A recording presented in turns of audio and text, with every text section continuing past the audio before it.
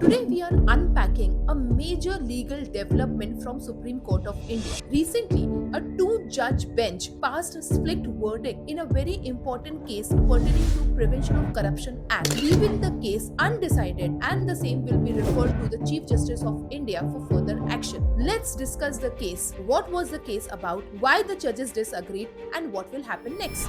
The matter involves the interpretation of Section 17A of the Prevention of Corruption Act 1988, a provision that deals with plea bargaining in corruption cases. Section 17A was introduced to allow the accused to plea bargain in certain cases under the Act, which means an accused can negotiate a plea with the prosecutor under specific conditions. The case before the Supreme Court had a key question whether the plea bargaining, as mentioned in Section 17A, is also applicable to the corruption cases by the public servants, and if yes, under what circumstances and safeguards. In the said split verdict, both the judges agreed that the law of point is important.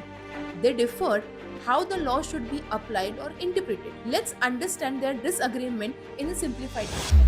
Judges A view was that Section 17A plea bargaining in corruption cases may be allowed only if strict procedural safeguard is maintained and the court ensures that public interest is protected when the plea is accepted. The other judge view was different, stressing that the language of Section 17A does not allow plea bargaining where the accused is a public servant, where public fund is involved, or where the public interest is at direct risk. A split verdict happens when a bench, generally having two judges, does not agree to a common decision and give different conclusion. In such matter, the decision is then referred to the Chief Justice of India. Now in this case, the Chief Justice of India may assign this matter to a larger bench, that is, wherein three or more judges will be there. Then this three or more judges will again hear the argument on Section 17A and then will pass their final verdict on the same.